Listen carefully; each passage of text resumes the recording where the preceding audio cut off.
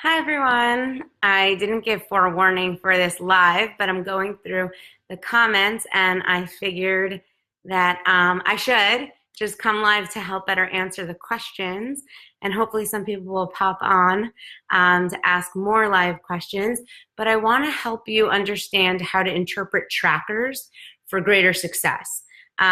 Because the first things first is you can help you or anyone else unless you're tracking. So you'll hear me say that a million times. Unless you write down what you're putting in your mouth every day, you're not going to be able to really lose weight effectively or learn how to lose weight effectively for your future. Hey, Stephanie, Tara, Liz. I'm going to, hey, Cornicia, and Kendra, I wanted to talk about interpreting trackers for a little bit. So the first things first is you need to track. In order for you to see success and lose the most weight and know what to do moving forward and to help your challengers lose the most weight, everyone needs to track. And so I want you to be able to, because I know a lot of you write, I'm following it to a T and I didn't lose weight. What's the deal? And you're going to have challengers say that too. Like, I'm following the program, I'm following the guidelines, but I'm not losing weight. What's the deal? And oh, thank you, Miranda. And I want to help you understand that you need to learn from the tracker because no one's tracker is the same, and we all eat differently. And there is no eating to a T. Sometimes people say, I'm eating perfectly according to plan, and I didn't see a weight loss. Now what do I do? There is no exact plan. I never tell you how many ounces of protein to have. I never tell you how many cups of vegetables to eat. I never told you how many accessories to have. So there's no such thing. So a lot of times people will say like, I'm following it perfectly. Why am I not losing weight? You can't follow it perfectly. There is no perfect. There's no perfect in life, and there's no perfect with this program. And you have to find your perfect. So I want you to, oh, Nayeli, I'm so happy you said that you love the tracker. So I want to today talk about how to get more people loving the tracker. And the best way to love the tracker is to look at it as a learning tool, and never get frustrated. Always be open to learning. Hey, Luciana, so let me explain it. So like I'll have a client come into my office, and they'll say, okay, they'll bring me their tracker. Now, the first things first that I want you guys to understand, the first thing is the weight loss comes week by week. Day to day, it's feedback, but week to week is progress. So sometimes I'll see a client and I'll look at it and I'll be like, oh my God, you lost 2 pounds this week. That's awesome. Because I'll look at that first and they'll say, oh my God, I can't believe you said that. I was so negative day to day. I didn't even realize I lost 2 pounds this week. So, and that's like so unfortunate. So you have to realize that day to day you might be frustrated or you might be learning and stuff like that, but you always have to zoom out and get perspective because week to week you should be seeing a weight loss. Even if day to day you're confused or it's finicky or whatever, just the more you track, the better off you'll do. So anytime you're frustrated or you're feeling like, oh, well, hey, I thought I was going to go down more today or something, just zoom out and realize you're probably still down overall. Okay, so that's first. The first things first is you need to track. Okay. The second thing is weight loss success is determined weekly, not daily.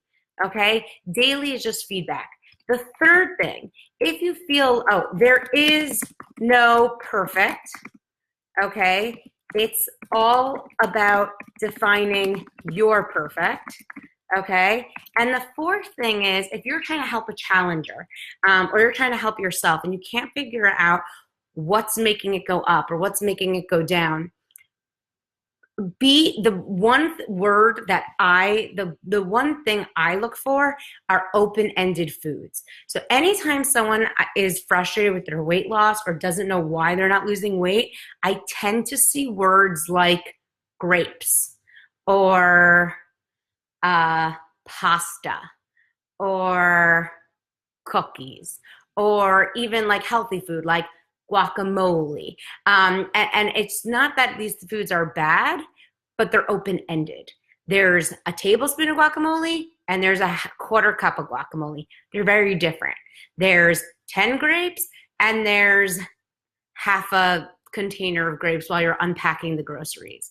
So that's one of the biggest red flags for me when I see someone isn't losing as much weight as they want to, or they're feeling frustrated. It usually comes down to open-ended foods. So now that I'm preparing to have a baby and go into weight loss mode, the one thing that I focus on when I'm in weight loss mode is closed-ended foods. Is like I don't like to eat grapes when, like, I love grapes, but I don't usually eat them when I'm in weight loss mode. I'll eat an apple. I'll eat a pear. I'll eat an orange. I'll eat foods that are easily trackable. I will have a slice of high fiber bread. I won't start eating high fiber crackers. I might have 100-calorie pack of almonds. I'm not taking my hand to a box of almonds. Okay. I probably am not having loose guacamole. I'm probably having a quarter slice of an avocado mashed with something else, or 100-calorie pack of guacamole. When you're in weight loss mode and you're trying to figure out everything the best and you don't want to be frustrated, the best thing to do is have close-ended foods that are very easily trackable.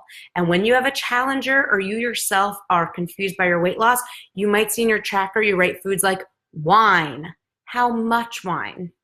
Okay. Or chocolate. Was it a square or was it like a handful of chocolate covered raisins? They're very different. And I try on my Instagram page to show how different can be really different.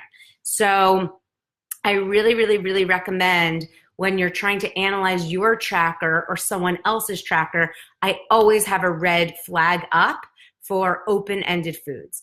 The next thing is a lot of times people aren't tracking water, okay? And when people don't track water, they usually tell me, but I drink a lot of water. But when I see they do track water, I see they have better weight loss. So I always make sure that people are tracking their water, because when people do track their water, they tend to lose more weight. And when they don't track their water, they say, oh, but I still drink a lot of water, but they haven't lost weight. So there is a difference. Other things I look for when I'm analyzing a tracker. I look for how many times of eating there are. Usually when someone's not losing weight, it seems great, but there's probably 5 times of eating. Breakfast, snack, lunch, snack, dinner, something like that. So, or it's, breakfast, lunch, snack, dinner. And I always ask them, like, did you need the snack?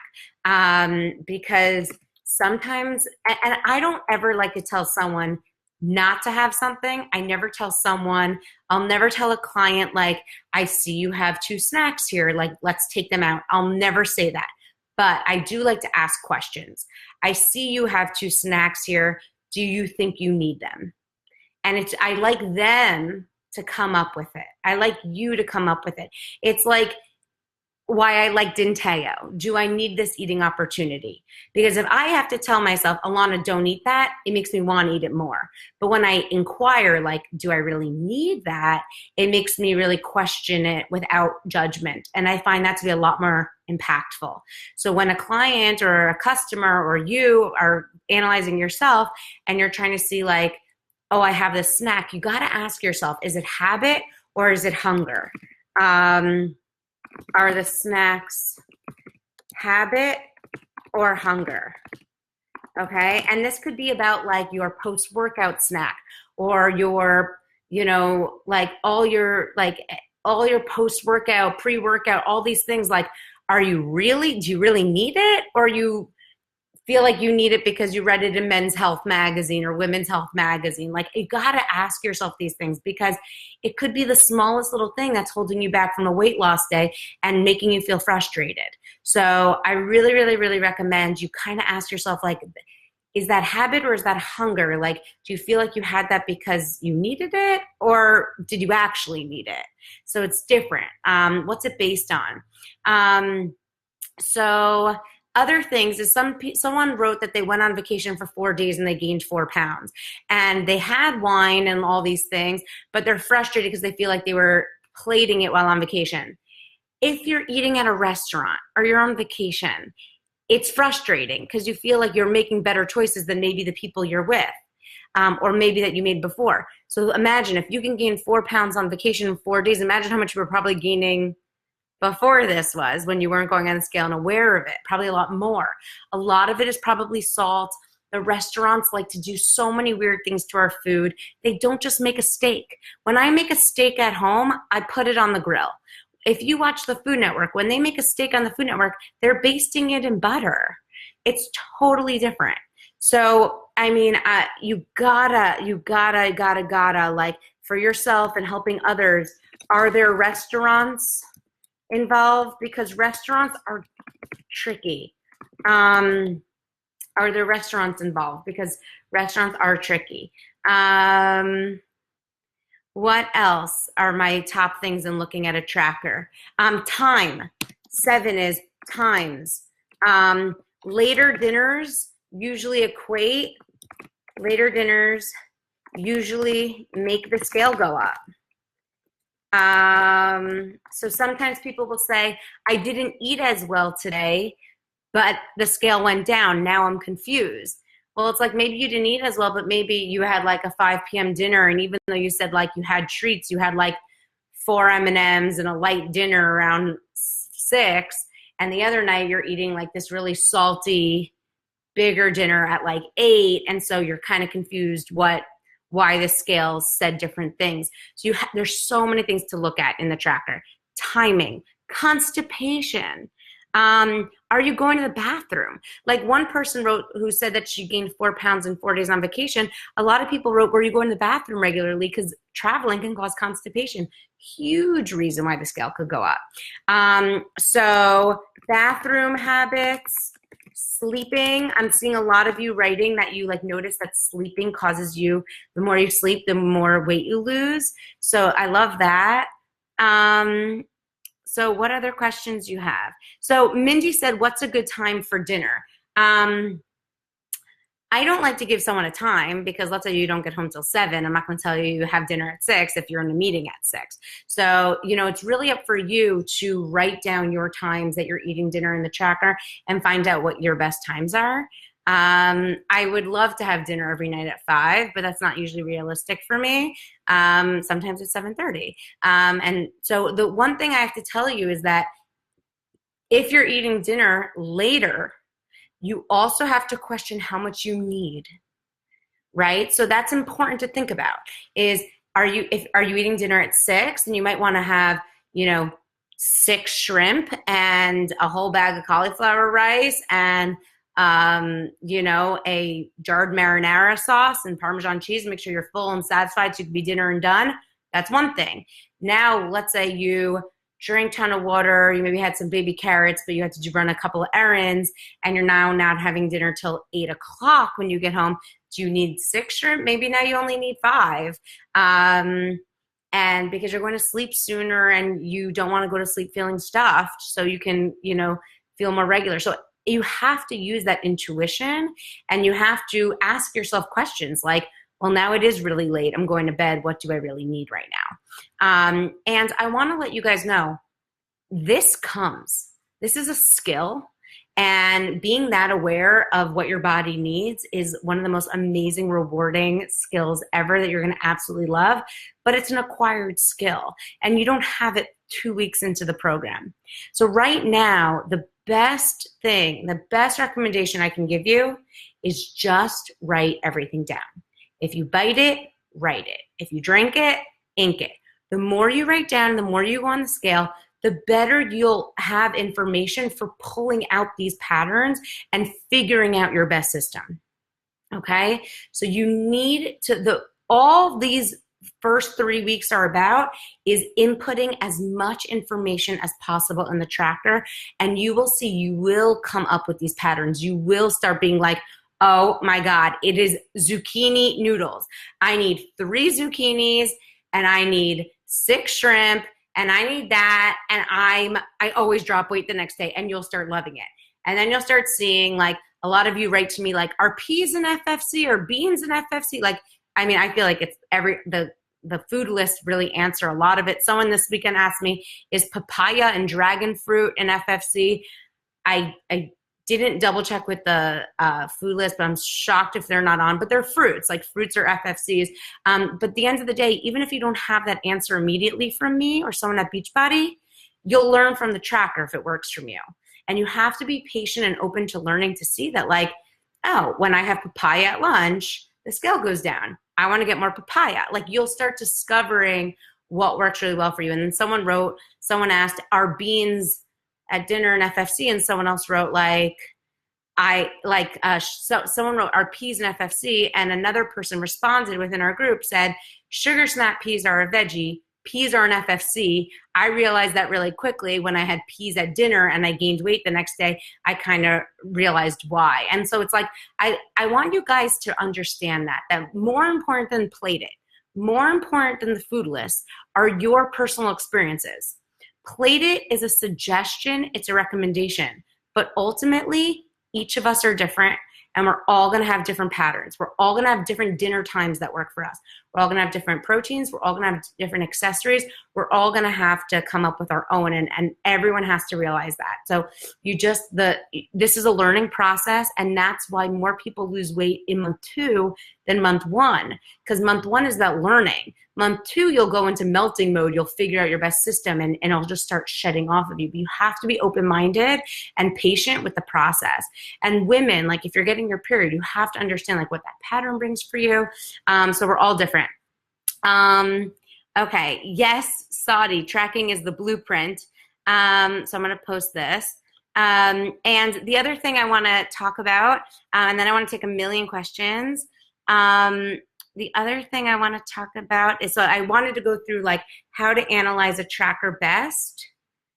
And what else came up this weekend? Okay, what questions do you guys have? Should someone's goal weight be the goal after a certain period of time? I have one friend with more than 100 pounds to lose. She's feeling overwhelmed. Lucille, that's why she has to go 2 pounds at a time. I really lost my 100 pounds, 2 pounds at a time. I'm about to go back into weight loss mode. I have a goal weight in mind, but I'm only going to get there 2 pounds at a time. And so Lucille, do not let her be overwhelmed. Just tell her to, if she weighs 250, tell her the only thing to focus on is 248. Christina says she's not able to make a bowel movement every day. She's been averaging 120 ounces of water. You're eating so many veggies, using the plate method. Should you be going once a day? I would still give it a day or two. You should start going to the bathroom every day. But you know, the healthy amount of pooping is twice a day to twice a week, like is considered healthy and normal. So don't make yourself crazy if it's not every day, if it's every other day, if it's 4 times a week. But you will see as you drink more water and eat more veggies and you're more consistent with this, you'll probably start going to the bathroom more likely at least once a day, if not every other day. Liz Fitzgerald asked, are there adjustments for postmenopausal women? Postmenopausal women and breastfeeding women keep asking me if there are special adjustments. There are no special adjustments for breastfeeding or postmenopausal women. I actually sometimes see like some of the greatest success among breastfeeding and postmenopausal women because a lot of them don't get their period, and that's like one less curveball to overcome. So a lot of times breastfeeding women will feel like they need that Snactional, which is fine, or more Shore model, certainly more water. But if anything, like I lost my best weight.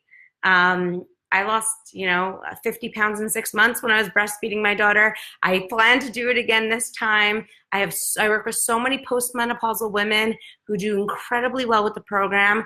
I do find postmenopausal women tend to be a little more sensitive to carbohydrates. So usually they find that it's not 2 slices of bread at lunch, it's 1 slice of bread at lunch that works best for them. But again, that's for everyone to figure it on their own. So I don't like to make that blanket statement for postmenopausal women because they're all different. But, a lot of you are asking, are there special adjustments for PCOS? Are there special adjustments for breastfeeding? Are there special adjustments for postmenopausal women? Are there special adjustments for this thyroid condition? There's special adjustments for every single person. That's why it always comes down to the tracker. and figuring out what special adjustments you need to make.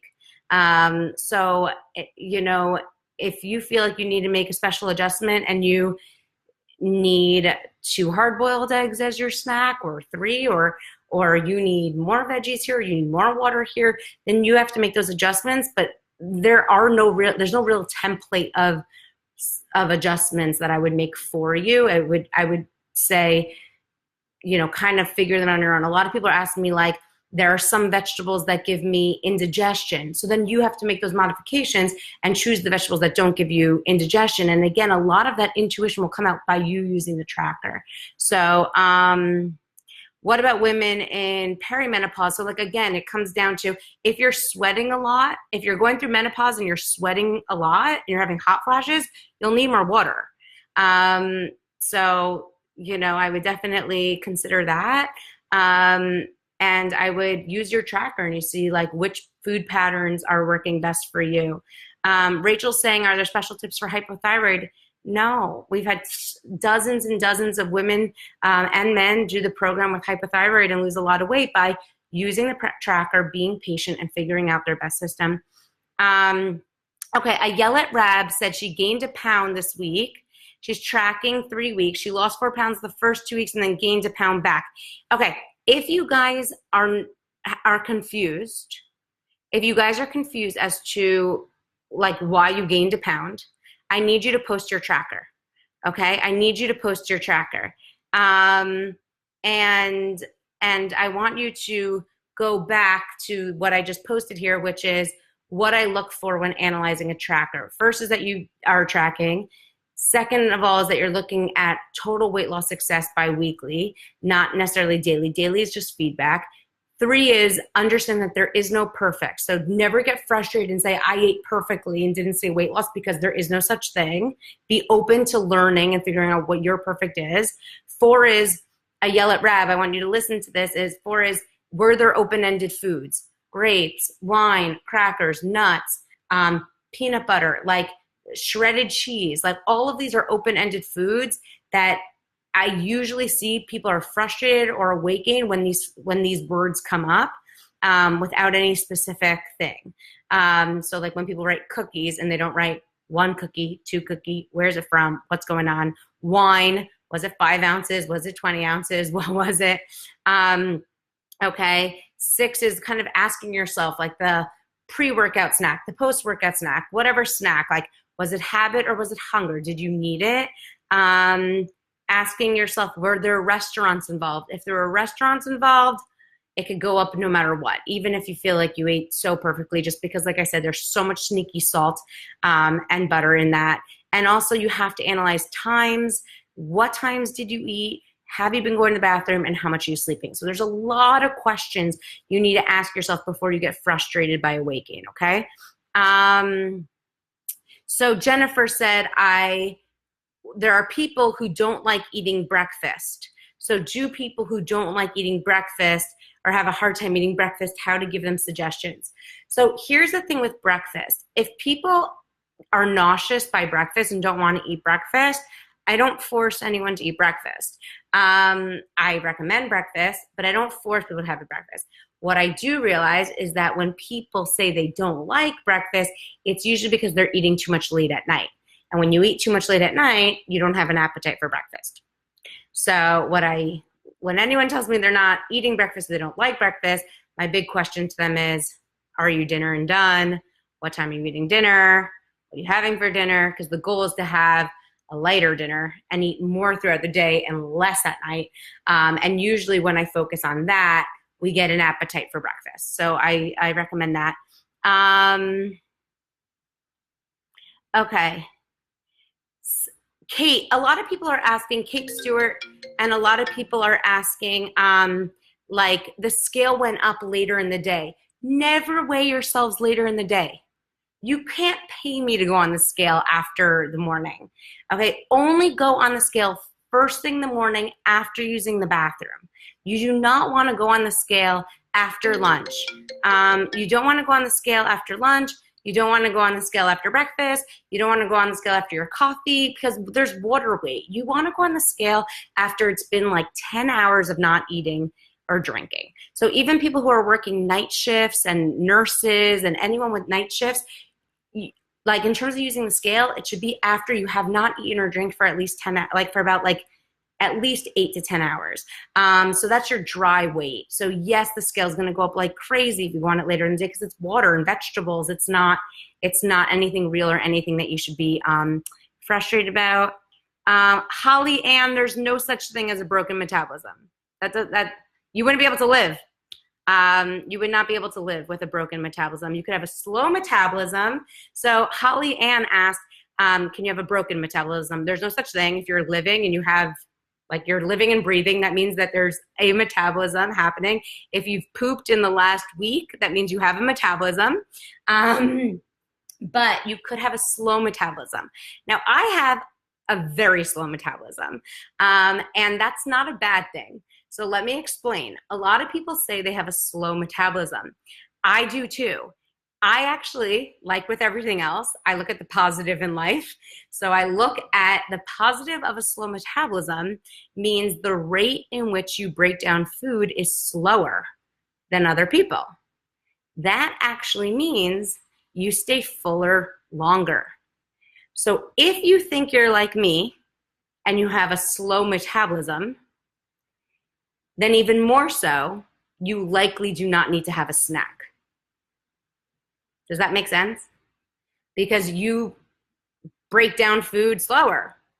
You're fuller longer, especially when you eat the plated method, especially when you have protein at every meal, you're staying fuller longer, so you shouldn't need that snack. So if you feel like you have a slow metabolism, even more so, you shouldn't be eating 5 times a day. You should eat your meals and let your metabolism work and break it down and get an appetite for the next time you eat. So that is what I could say like that.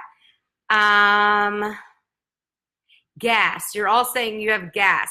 My best advice if you have gas is to take digestive enzymes. So I really recommend you take digestive enzymes. Beachbody has one, optimized, that you can actually buy separately.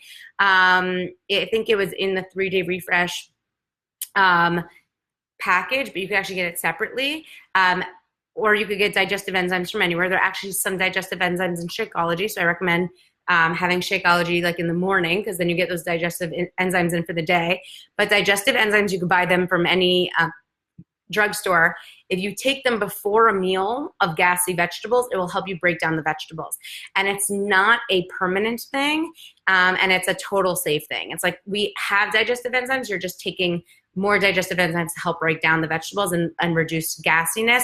And it's kind of like supply and demand. So the more you eat vegetables, the more you're better at digesting them, and the less gassy you will be over time.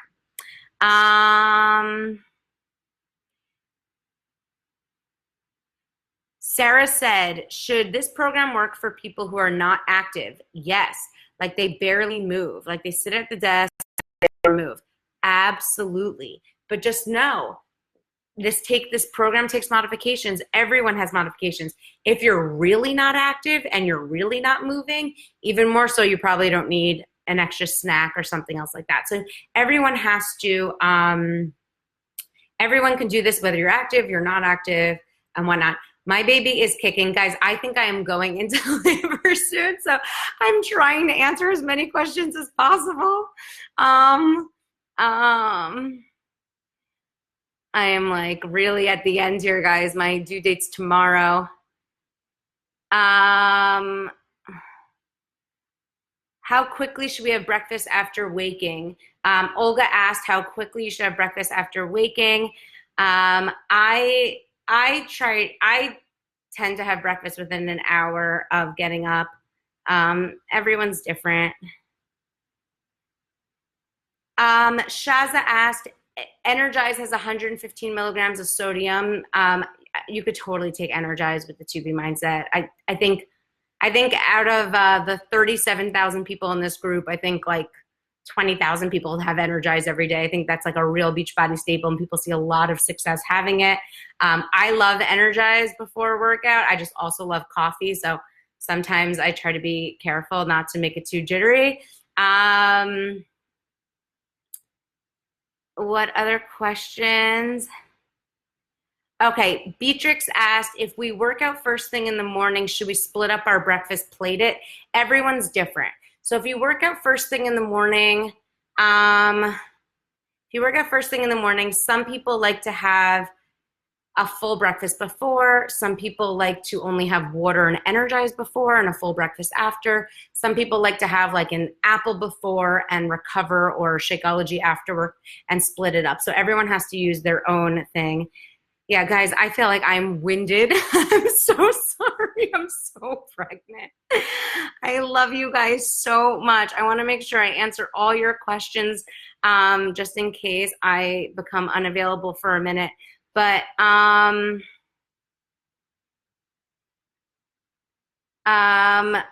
Elise Sloan said she's nervous about the weekend and Memorial Day weekend.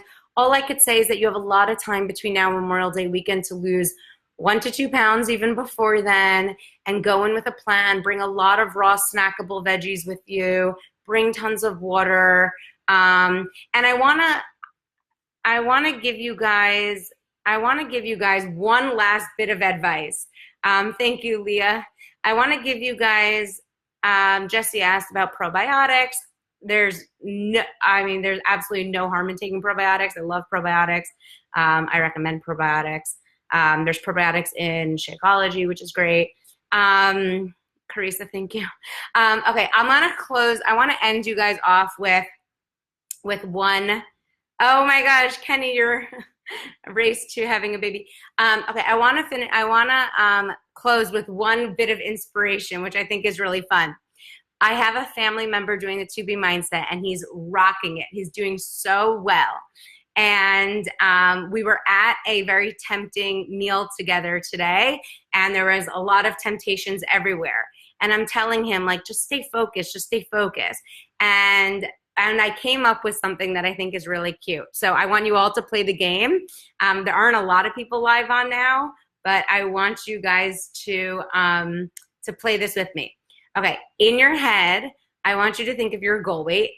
Now, it could be a goal weight like a number, or it could be like a clothing size, or it doesn't even have to be a goal weight. It could be like that you want to do 30 push-ups, or you want to, like, let's say you have high blood sugar or high blood pressure levels. It could be, you know, a optimal blood sugar level, an optimal cholesterol level, any sort of number or parameter that you have that you kind of associate with good health. If you're an athlete and you're not trying to lose weight, is it like a 7-minute mile or an 8-minute mile? Like whatever number you have in your head that is something you're working towards. Okay, so I all want you to have that number in your head. So for him, he told me it was 188. He wants to be 188 pounds. So I told him, this is the new little mantra that I have in your head, which is RT 188. And he's like, what does that mean? I'm like, if you're on your road to 188. And I thought this was really fun. So it's like when his wife is offering him cake, it's like, oh, honey, no, I'm RT 188. Like, it's a fun little code name that, like, you could use at parties that no one really understands what it is, but, like, you and your, like, close friends know what it is, and it's, like, something you're keeping yourself accountable to. Because I always tell you guys that weight loss mode is fun, and I always tell you that progress is enjoyable, and I always tell you that it's not, like, you're not happy once you get to 188. It's like you're enjoying the road to 188. Like you should enjoy every day as you're seeing progress and as you're learning and as you're working towards this bigger goal. So I'm like really a big fan of this now. And like, I'm like RT 188. Like I was saying it to him everywhere I saw him, because it's like, you don't need that. It's like something like you want to like paste on your refrigerator, or like anytime you're like someone's offering you beer on Memorial Day weekend or fries or a bun, it's like, I'm on RT 188 or I'm on RT 150 or I'm on RT 132. And it's like, you realize like I'm on the road to something bigger and greater. And it helps you like realize like, I love you guys are all writing RT 160, RT 129. I think it's so fun. I have my RT in mind that I want to be post-pregnancy. So healthy BMI. Melissa, like I love like RT 25. Like whatever number floats your boat. But I just think it's like fun. It's like a fun mantra you have in your head to realize like, I'm on this mission now. Like all these things will be there later. Memorial Day will easily be Labor Day. Like I personally have a very big goal in mind for Labor Day. I know what weight I want to be by Labor Day. Like Labor Day doesn't have much different foods than Memorial Day will have. So anything you see this weekend that might tempt you, like RT 120, whatever, RT 152, RT 190, RT 220, whatever you're at, keep that in mind. I'm on the road to something bigger and greater, and realize all that stuff will be there later on. I love that you guys are loving the RTs. I think it's like such a fun personal hashtag. It's like such a like fun infusement of positivity. I love you guys so much. I have to go. I feel like I'm so, oh, Kara, thank you. Okay, go have that baby. I love you guys. I'm so excited to be in weight loss mode with you all. I am very excited to be in weight loss mode with you guys. I'm going to hopefully help answer all your questions.